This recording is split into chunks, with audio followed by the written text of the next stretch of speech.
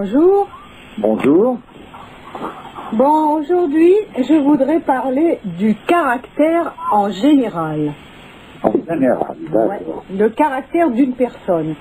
On dit de quelqu'un qu'il a bon caractère, mauvais caractère, ou alors qu'il a du caractère, tu vois? Oui, oui. Mais on y voit toujours là-dedans des traits spécifiques qui sont liés à la personnalité de l'individu. Alors, je connaissais quelqu'un qui avait un caractère infernal, tu vois, si bien qu'à la fin de sa vie, il s'est retrouvé complètement seul, abandonné de tous, même de sa famille. Et pourtant, c'était quelqu'un qui avait le cœur sur la main. J'ai vraiment vu à ce moment-là à quel point le fond pouvait être supplanté par la forme. Ouais. Alors, ça peut paraître paradoxal parce que quand on sait que la forme, c'est tout l'aspect extérieur des choses, tu vois, l'enveloppe, et que le fond, c'est le cœur même de toute chose. Alors, on se demande comment ça se fait que le superficiel supplante ce qu'il y a en profondeur, quoi, finalement. Ouais. Bon. Ça reste relatif comme explication, tout ça, parce que comment l'écorce, c'est l'habit, tu veux dire, la forme, c'est la forme extérieure, c'est l'habit qui recouvre le personnage un peu. Mais en principe, il est le reflet exact de ce qui est le plus profond. C'est comme une religion.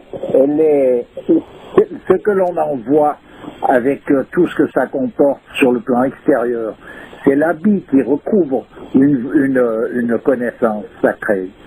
D'accord. Mais cet habit, il est en conformité avec cette connaissance-là. De dire que quelqu'un a le cœur sous la main, mais qu'en même temps, si elle a, c'est des mots, c'est assez... c'est un peu le cœur sous la main, mais le poignet coupé à l'épaule, tu vois ce que je veux dire. On entend souvent ça, il a un bon fond, mais ça signifie quoi? S'il a un bon fond, je vois pas pourquoi est-ce que l'extérieur devrait être absolument carré bossu. Je vois pas pourquoi ça n'a pas de sens, tout ça. Tout simplement parce que le caractère, c'est peut-être lié à tout comment dire, quelqu'un de caractériel, c'est quelqu'un qui n'arrive pas à gérer sa manière de réagir face à des situations. Mais alors c'est donc une maladie. Hein? Alors à partir de là, c'est une maladie. Ah, mais je dis pas. pas Une question de caractère, absolument, dans le sens de quelqu'un. Qu'est-ce qui caractérise un personnage, une personnalité ou une autre? C'est à un moment donné, il y a une déficience, et puis évidemment ça se manifeste. C'est cette déficience qui se manifeste avec le caractère du personnage qui est plus ou moins violent, plus ou moins doux. Ça correspond à des natures, à l'animalité humaine. Et puis il y a d'autres choses, c'est tout un contexte. Ah mais je dis pas le contraire, mais est-ce que c'est vraiment l'un et l'autre sont vraiment en corrélation? L'un et l'autre, c'est-à-dire l'un et l'autre. Le fond et la forme, quoi. Ah, bien sûr, ça peut pas être séparé. Comment? C'est pas possible. Alors, déjà la forme humaine en elle-même, la forme physique humaine, elle symbolise l'homme universel, c'est-à-dire qu'elle est en conformité avec une architecture universelle. Alors, j'ai envie de poser la question pour quelqu'un, par exemple un alcoolique qui, dans ces moments d'exaltation, devient un tout autre personnage, tu vois, qui a une espèce de dédoublement de personnalité à ce moment-là. Entre le personnage à jeun et le personnage sous l'effet de l'alcool. Quand est-ce qu'il est réellement lui-même? Quand il boit ou quand il est à jeun? Écoute, là, à un moment donné, ça dépend ce qu'on entend par lui-même. Tu vois, parce que à un moment donné, il y a des alcooliques violents, des alcooliques moins violents. Donc il y a encore ça qui vient se greffer. Mais en fait, quand c'est qu'il est lui-même, il est lui-même tout le temps, mais il est malade. Attends, on peut être soi-même et être malade, puis voilà, qu'est-ce que tu veux faire? Parce que dans ces cas-là, on pourrait dire que le produit désinhibe. Mais ça désinhibe quoi? ce que la personne est vraiment et ce qui apparaît donc en surface et qui était caché en profondeur, ou met à jour quelque chose qui n'est pas du tout lui et qui... Bon, là, on est dans le psy, puis là, il n'y a plus rien à chercher. Parce qu'on n'en sort plus, là, on finit plus, ça devient n'importe quoi. Là, en l'occurrence, ce qu'il y a, c'est qu'il y a une privation de la liberté. Le bonhomme s'enferme lui-même dans quelque chose d'arbitraire. Donc, à partir de là, parce qu'on est libre, en fait, on pourrait dire qu'on est libre de choisir l'absurdité. Mais par contre, où on n'est pas libre, c'est dans le fait de choisir l'absurdité. Tu vois, on est libre de choisir l'absurdité, mais on n'est pas libre parce que l'on choisit l'absurdité, justement. Tu vois? Tu veux dire que le fait de choisir l'absurdité nous rend dépendants? Et puis, c'est déjà une dépendance. Oui, tout à fait. C'est là que tu disais, il faut dompter son bourricot. Ah, mais le bourricot, c'est celui qui nous empêche de nous élever, toujours, c'est sûr. C'est les passions, c'est tous les désirs, les envies, les aversions, enfin tout ce qui fait l'homme quand il est dénué de ses états supérieurs. C'est le bourricot, avec son caractère, le bourricot, et qui peut être plus ou moins doux. Mais pourquoi le sang est si pourri? J'ai aucune idée. Il faut que les heures où ça va pas, c'est tout. Donc il faut savoir dompter son bourricot. Alors comment tu définirais le bourricot? Bon, le bourricot, je t'ai dit, je viens de dire, hein, c'est l'individu avec tout ce qui ça comporte. C'est l'animalité humaine. À un moment donné, l'homme, quand on parle de l'homme sur le plan traditionnel, l'homme universel, c'est les états supérieurs de l'homme. Donc c'est ce qui est supra-humain, on peut dire. Oui. Voilà. Oui, autrement, le corps, le psychique, le caractère, enfin tout ce que tu veux, fait partie du bourricot. Et c'est lui qui nous empêche de tourner en rond toujours, c'est comme d'habitude, hein. Il est là pour vouloir satisfaire aux différentes envies, aux différentes aversions, aux différents désirs, aux différents trucs, quoi. Donc il y a des gens qui suivent leur bourricot intérieur. Il y a tout le monde qui suit son bourricot intérieur. Oui, justement. Il n'y a pas des gens, tu vois. C'est très rare, exceptionnel que quelqu'un réussisse à dompter son bourricot. C'est pas évident, disons. Donc c'est pas pour rien que le prophète, qui était quand même un exemple de bon caractère... évidemment, il est représentatif extérieurement de ce qu'il est véritablement. Puis voilà, il peut pas être autrement. Et donc lui parlait souvent de ce caractère qui devait être bon chez l'homme, tu vois. Ben oui, c'est ça. Alors quelqu'un qui a mauvais caractère, et c'est pas il a bon fond mais il a mauvais caractère, ça c'est pour les psys. Il y a un sac de nœuds, il y a quelque chose quelque part, il y a une carence, et puis c'est tout, c'est pas autre chose.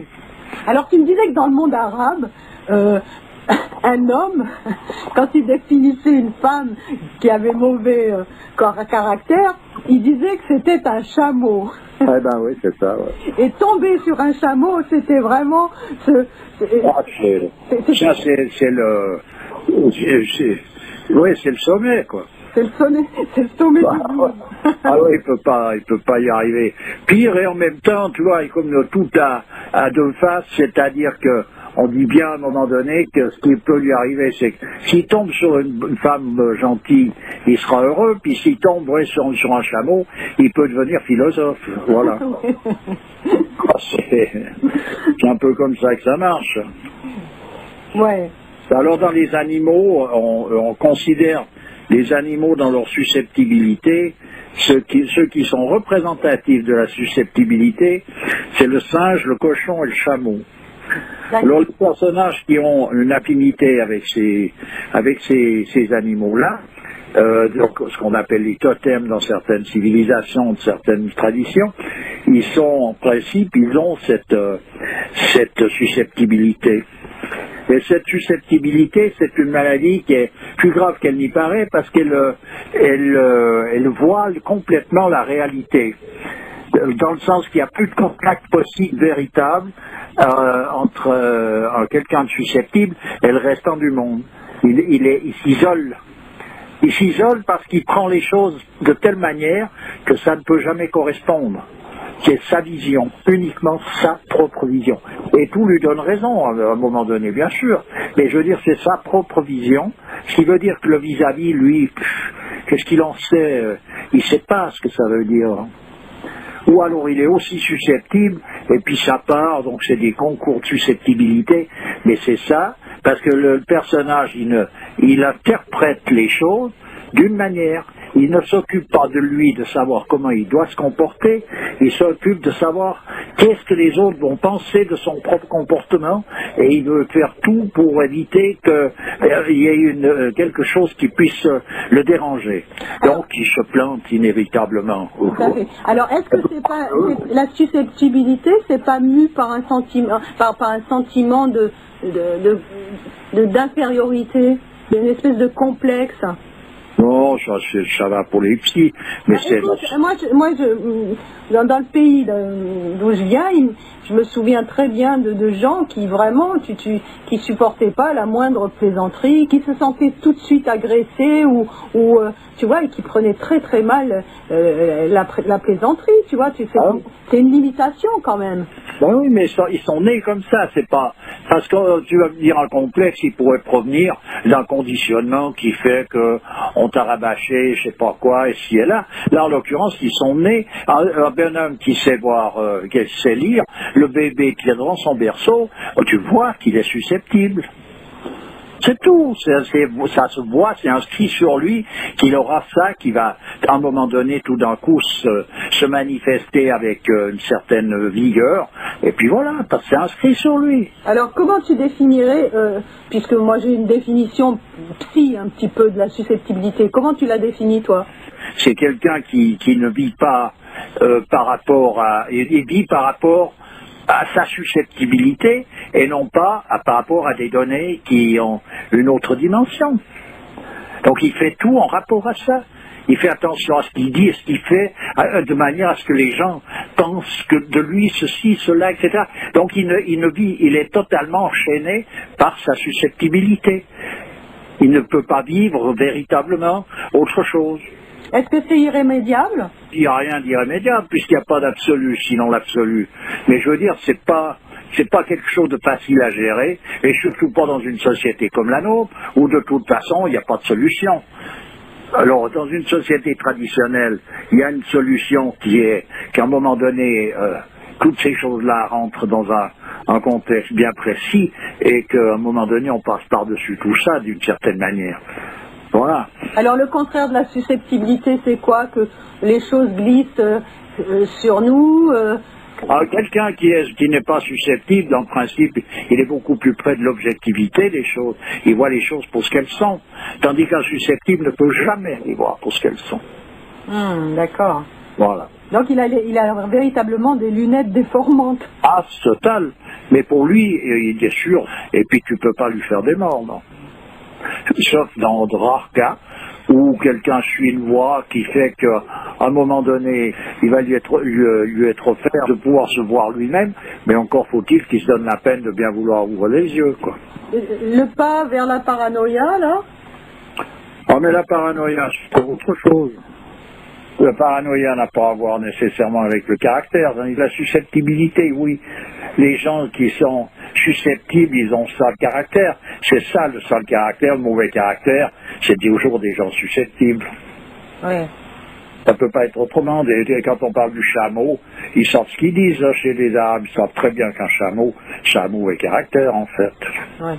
Et j'ai envie de dire que tu vois, il y a beaucoup dans les jeunes actuels de gens susceptibles, tu vois, le moindre truc, tu peux leur dire bonjour, ils te disent quoi qu'est-ce que t'as, tu vois. Ouais, c'est ça. Qu'est-ce que tu me veux, toi? Tu vois, ils prennent le côté négatif du truc, alors que... Oh, c'est la maladie du susceptible.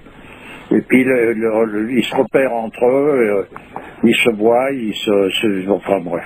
C'est tout un monde, hein, qu'est-ce que tu veux faire? Mais c'est pour ça que je pensais qu'il y avait un lien entre susceptibilité et paranoïa, tu vois, parce que à un moment donné, tu as l'impression que tout est contre toi. Ça dépend comment c'est vu, mais la parano, c'est quelque chose, c'est une affabulation qui se fait par rapport à tu vois, c'est une maladie. Tu sais, actuellement, c'est difficile de trouver tu avais une très bonne définition de la paranoïa, je m'en souviens plus, tu te rappelles? Oui, c'est le délire cohérent. Voilà, le délire cohérent. Voilà, c'est ça, mais c'est la définition médicale même de la parano. Ah d'accord, oui. Mais actuellement, bon, on pourrait dire que le 100% de la population est parano, sauf exception, mais les exceptions sont là pour confirmer la règle. Et il y a même je crois un acupuncteur qui avait fait ses études en Chine et qui avait, on lui avait dit que l'Occident n'était plus soignable parce qu'ils étaient tous devenus parano. Oui, c'est Georges Soulier de Moran. Voilà. C'est celui qui a apporté l'acupuncture en Europe. Voilà. Et effectivement, en principe, dans les sociétés traditionnelles en Chine, par exemple, concernant l'acupuncture, ils ne soignaient pas les paranos parce que pour eux, c'était pas possible. Alors comment se fait-il que la parano soit une barrière, comme on peut appeler dans l'homéopathie, c'est une barrière pour traiter quelqu'un? Parce que c'est un vrai barrage. Ouais, c'est un barrage. C'est un vrai barrage, c'est un délire. Donc c'est un délire qui apparaît constamment dans tous les sens.